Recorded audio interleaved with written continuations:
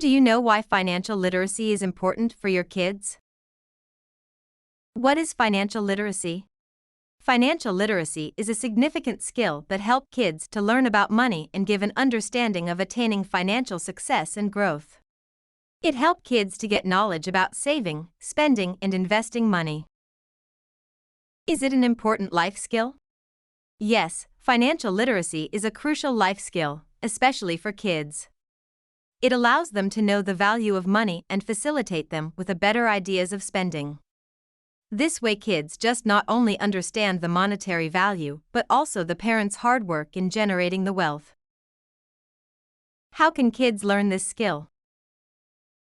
Parents can help kids to gain good money habits by motivating them to save, present them opportunities to earn, facilitate them with great spending decisions, teach the kids that the money they have can grow. Benefits of learning financial skills. Disciples their saving habit. Make them aware of the financial instruments of the economy. Prevents them from overspending. Better money management skills. Healthy spending habits. Opportunity to make them smart and prospective investors in the future.